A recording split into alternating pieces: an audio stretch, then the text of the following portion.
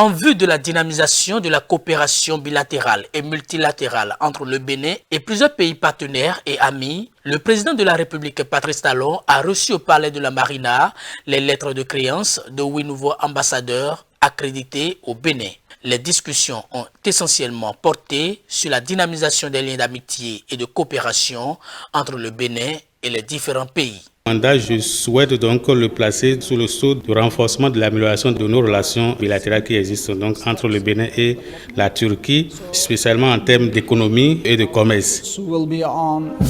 Nous sommes ici de longue date et nous nous sommes toujours alignés sur les besoins de nos partenaires béninois et nous essayerons d'y répondre au mieux pour accompagner toutes les réformes qui ont été mises en œuvre par le président et l'équipe gouvernementale, des réformes très ambitieuses. Je vais redynamiser la coopération entre les deux États.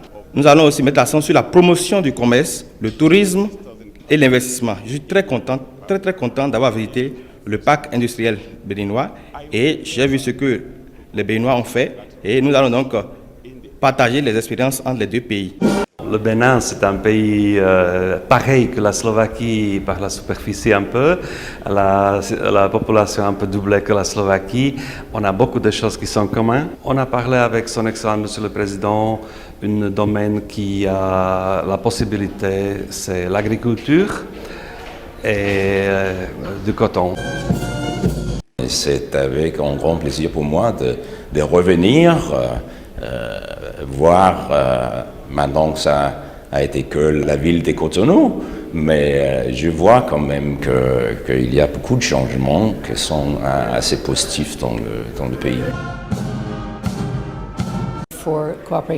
L'objectif de mon mandat en tant qu'ambassadeur, c'est de promouvoir la coopération entre nos deux pays. Nous avons déjà une coopération qui est assez développée ou assez mise en route dans le domaine de l'agriculture. L'objectif sera maintenant de renforcer également la coopération dans le secteur de la santé et du numérique également, la formation technique entre autres. On a parlé de long en large, des relations diplomatiques économiques entre le Bénin et le Sri Lanka. Bientôt, donc, je vais amener donc, des investisseurs au Bénin. Nous avons parlé aussi du secteur de l'énergie renouvelable et d'autres expertises. Nous allons aussi développer le secteur cotonnier entre les deux pays. Plus de 40 ans, alors le Bénin c'est vraiment un des pays les plus importants pour nous en Afrique.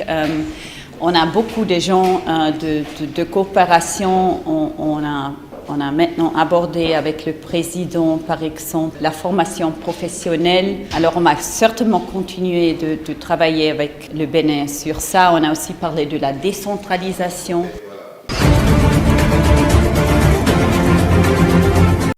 L'Assemblée nationale s'est réunie en 9 séances plénières pour se pencher sur quelques dossiers. Dossiers qu'on peut répartir en 3 volets. Il y a la production législative, le contrôle de l'action gouvernementale et les autres activités. Production législative. Au cours de la période de référence, l'Assemblée nationale a examiné en seconde délibération la loi 2022-36 portant gestion des produits chimiques et de leurs déchets en République du Bénin. Contrôle de l'action gouvernementale. Au cours de cette première session ordinaire de l'année 2023, l'Assemblée nationale a examiné 4 questions d'actualité, 2 questions orales sans débat et 1 question orale avec débat. Diverses autres activités ont été menées au cours de la période sous revue. Il s'agit notamment de l'adoption le jeudi 27 avril 2022 du rapport d'activité du président de l'Assemblée nationale couvrant la période du 12 février au 26 avril 2023. Deuxièmement, de la constitution des commissions permanentes et de l'élection des membres de leur bureau. Troisièmement, de la désignation des représentants de l'Assemblée nationale au sein des parlements régionaux, Parlement panafricain, Parlement de la CEDEAO et CIP-UEMOA, de la Haute Cour de justice et de l'autorité de protection des données à caractère personnel. Quatrièmement, du débat d'orientation budgétaire sur le budget général de l'État gestion 2024. Il convient de noter que dans le cadre des désignations des représentants de l'Assemblée nationale au sein des institutions nationales, celle relative à la Commission béninoise des droits de l'homme est encore en instance. Nous avons travaillé avec différentes marques de par le monde pour qualifier le Bénin en tant que destination de produits textiles, c'est-à-dire une destination où on confectionne des vêtements.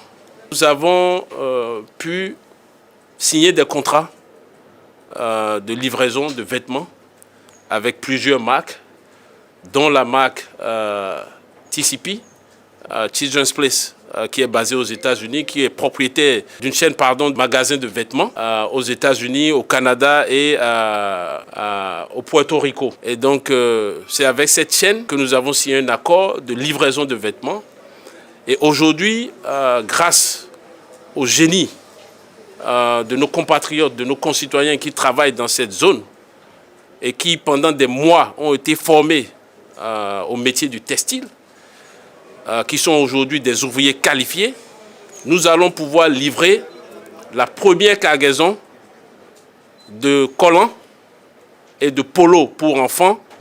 L'État a vu juste de confier la responsabilité de mettre en place toute une unité industrielle de production de textiles, de mettre cela avec un partenaire technique de référence qui nous aide aujourd'hui à travailler dans ce domaine pour essayer de transformer la totalité de notre production de coton. Rise, en tant qu'administrateur général de la zone économie spéciale de Glodjikbé, nous avons travaillé main dans la main avec le directeur général de la CIPI pour que les choses se passent dans de bonnes conditions ici à Glodjikbé, afin que les jeunes recrutés puissent travailler dans de bonnes conditions et que toute la structure qui a été mise en place par la CIPI puisse travailler et fournir ce que les clients ont réclamé. Jusqu'à cet instant précis, tout détenteur de terre, de parcelles, non nantis de titres fonciers a la possibilité de transiger librement, c'est-à-dire d'opérer une vente sur cette parcelle.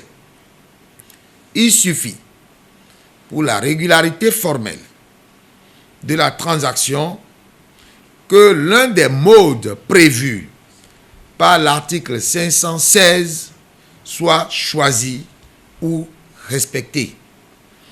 Aucune condition de fonds spécifique liée à la sécurité du bien objet de la transaction n'est exigée.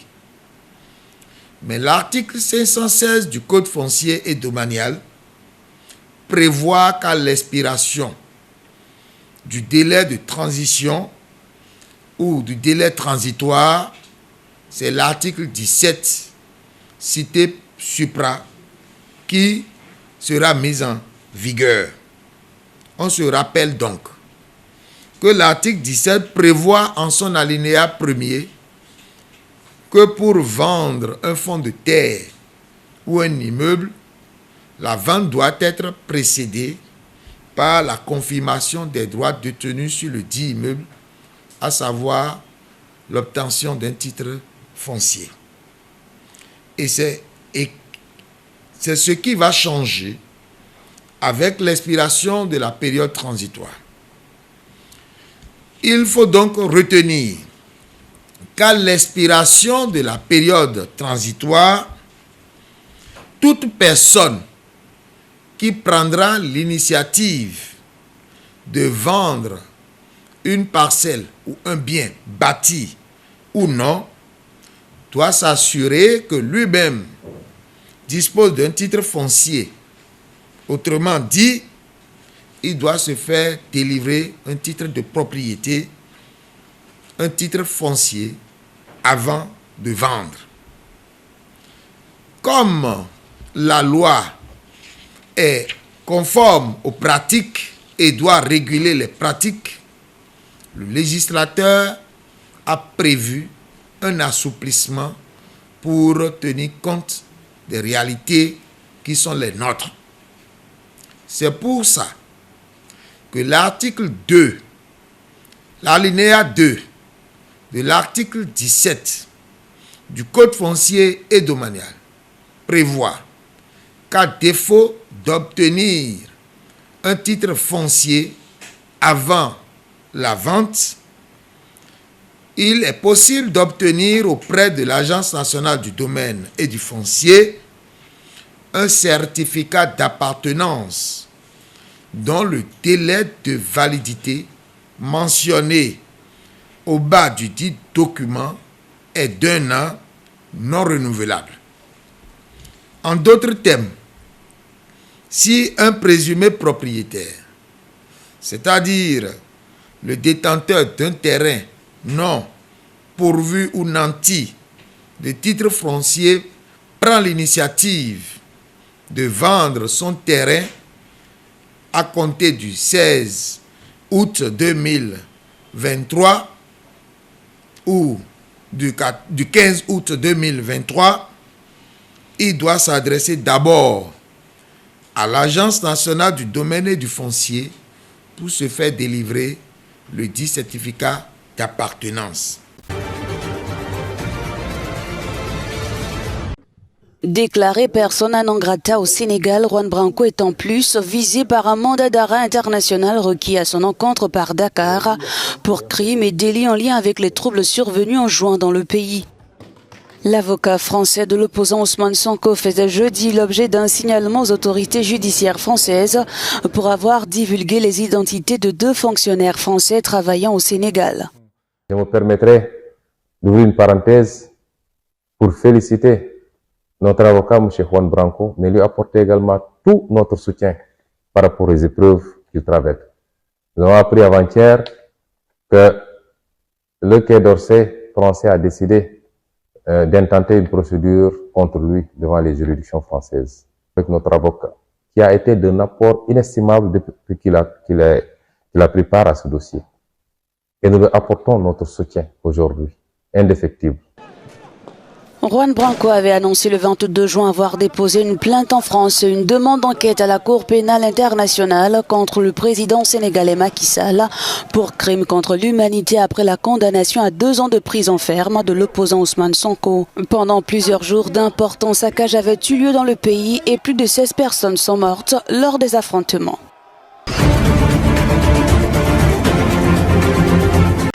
Les bruits de casseroles ont retenti samedi soir à Dakar et dans plusieurs localités à l'appel de l'opposant Ousmane Sonko qui entendait faire passer un message au président Macky Sall. Selon le leader du PASTEF, le Sénégal a besoin d'apaisement, de stabilité, de tranquillité et de liberté. Au parcelle assigné, un quartier de la capitale, Malik Diédhiou a participé à ce concert. Nous sommes ici pour répondre à l'appel de ce concert de casseroles. Nous sommes des patriotes. C'est un message de paix et de non-violence. Nous espérons que nous serons entendus. Nous voulons profiter de cette occasion pour montrer notre mécontentement, car les agissements de l'État contre Sonko sont illégaux. Nous sommes derrière Ousmane Sonko parce que nous avons confiance en lui. Il est honnête et sincère avec les jeunes. C'est pour cela que nous avons répondu à son appel. En plus de Dakar, l'appel a bien été suivi dans les villes comme Ziguinchor et Mbaké. Il a été beaucoup moins dans d'autres localités comme Kolda et Rufisque, selon la presse locale.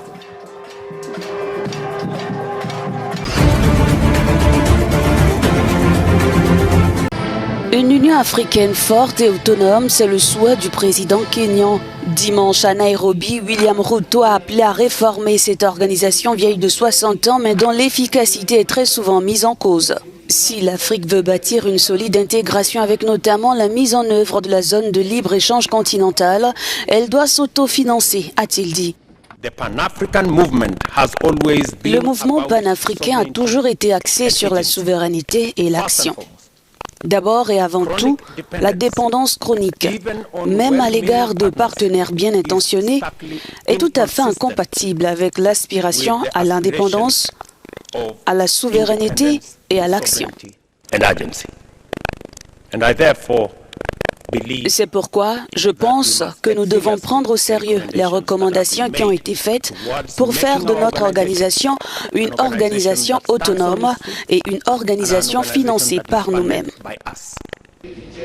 À la clôture de la 5e réunion de coordination semestrielle entre l'Union africaine, les responsables des communautés économiques régionales et les mécanismes régionaux, William Ruto a également réitéré la nécessité d'une réforme de l'architecture financière mondiale. Le secrétaire général des Nations Unies lui-même a dit que notre continent payait jusqu'à 8 fois plus que nos frères et sœurs d'ailleurs.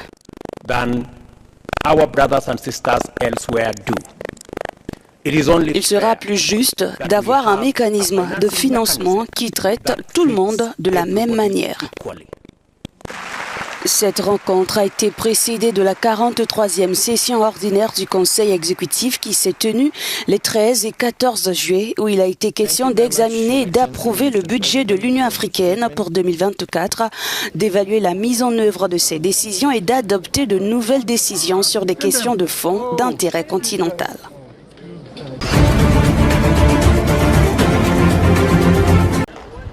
La croissance économique de la Zambie devrait ralentir en 2023. Selon le plan budgétaire publié par le ministère des Finances dimanche, la restructuration de la dette est en bonne voie, mais l'économie zambienne ne devrait croître que de 2,7% en 2023 contre 4,7% l'année précédente. Une situation due aux contractions des secteurs miniers et énergétiques qui pèsent sur la croissance. Après des années de négociations, la Zambie a conclu un plan de restructuration de la dette avec le Fonds monétaire international, FMI, devant permettre aux pays en défaut de paiement depuis 2020 d'économiser 7,65 milliards de dollars d'ici 2026. Le plan budgétaire prévoit une croissance de l'économie zambienne de 4,8% en 2024, de 4,3% en 2025 et de 5,0% en 2026 sur la base de l'amélioration des conditions macroéconomiques et de la mise en œuvre des réformes. La dette extérieure de la Zambie a atteint 20,9 milliards de dollars à la fin de 2022. Le conseil d'administration du FMI a approuvé un décaissement immédiat de 189 millions de dollars en faveur de la Zambie à la fin de la semaine dernière.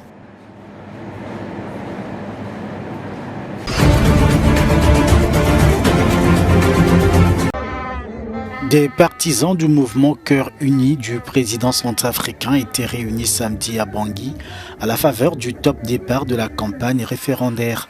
Le 30 juillet, en effet, les Centrafricains sont attendus aux urnes pour le vote d'une nouvelle constitution. En cas d'adoption, elle pourrait permettre à Faustin Archange Touadéra de briguer un 3e mandat. Aujourd'hui, je veux lancer un appel aux fils et aux filles du pays. Le vote référendaire vous donne l'occasion de décider d'un avenir meilleur pour le pays.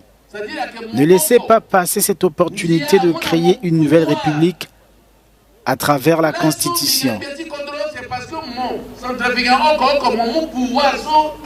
L'opposition accuse cependant Faustin Archange Touadéra, élu en 2016 puis réélu en 2020, de vouloir rester président à vie, ce que contestent ses partisans.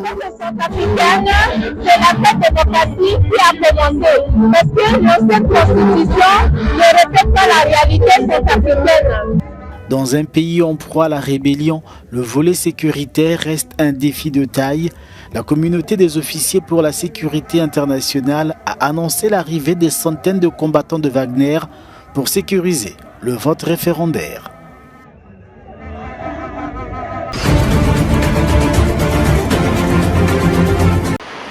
En réponse aux incendies d'au moins 21 camions de livraison de marchandises survenus la semaine passée, l'armée a été déployée dans les provinces sud-africaines de Limpopo, Mpumalanga, le KwaZulu-Natal et Free State pour renforcer les rangs de la police. Pour ce chauffeur de remorque, la présence des soldats rassure. Je suis très heureux parce que maintenant, lorsque nous quittons notre port de chargement et que nous conduisons sur les routes, nous nous sentons en sécurité et nos familles sont rassurées. Alors qu'avant, nous n'étions pas en sécurité sur les routes.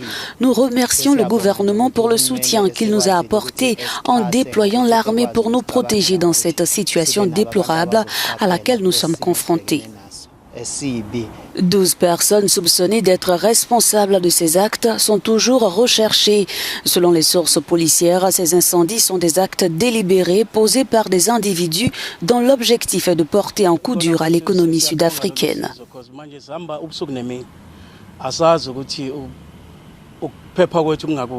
Nous sommes reconnaissants pour l'aide apportée car nous sommes sur la route jour et nuit sans aucune protection. Nous ne savons pas pourquoi ces attaques ont eu lieu. C'est difficile pour nous, les conducteurs de camions. Jeudi, la police a annoncé l'arrestation de 2 chauffeurs de camions à Mpumalanga. Les suspects âgés de 29 et 27 ans ont été arrêtés à leur domicile. Un 3e suspect a lui été arrêté à Emalaleni. Ces derniers devraient comparaître lundi.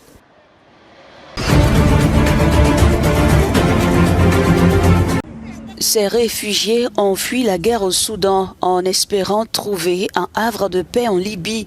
S'ils vivent dans un calme apparent, se nourrir est devenu un défi quotidien. Sans abri ni aide, ils s'estiment abandonnés par les ONG, dont le Haut Commissariat des réfugiés à Tripoli. Nour Ismail a accepté de livrer son témoignage. Dieu merci, nous sommes arrivés ici, sains et saufs en Libye. On souffrait au Soudan. Nous avons fui la guerre. Nous sommes arrivés ici le 3 mai dernier. Et quand nous sommes allés au HCR, ils ne se sont pas souciés de nous. Ils n'ont même pas signalé notre présence. Nous mangeons dans la rue. Il y a des gens qui nous nourrissent quand nous sommes dans la rue. Des gens de bonne volonté.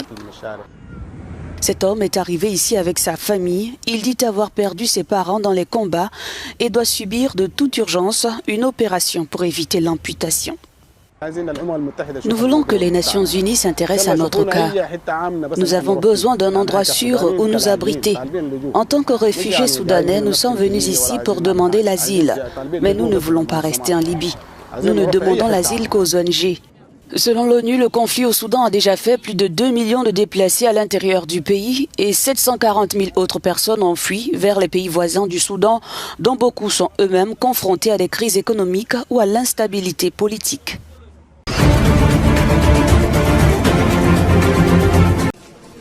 L'Union européenne et la Tunisie ont conclu dimanche à Tunis un partenariat stratégique.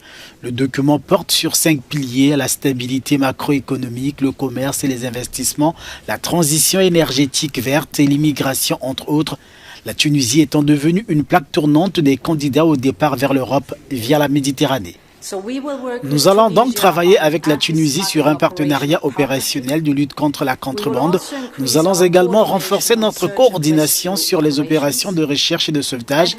Et nous avons convenu de coopérer sur la gestion des frontières, la lutte contre la contrebande, le retour et le traitement des causes profondes dans le plein respect du droit international. Pour cela, nous mettrons à disposition plus de 100 millions d'euros de fonds européens. Ce soutien à la protection des frontières européennes contre le flux de migrants permet à Tunis de bénéficier de l'appui de l'Union européenne sur le plan macroéconomique. Nous allons ouvrir une fenêtre Tunisie dans le programme Erasmus+, d'une valeur de 10 millions d'euros pour stimuler les échanges d'étudiants. Nous travaillons déjà sur plusieurs projets comme Elmed, le câble sous-marin reliant la Tunisie à l'Italie et fournissant de l'électricité à l'Europe. Nous investissons ici plus de 300 millions d'euros dans ce projet et ce n'est qu'un début. L'UE a promis aussi une aide budgétaire directe de 150 millions d'euros en 2023, alors que la Tunisie, étranglée par une dette de 80% de son PIB, est à court de liquidités.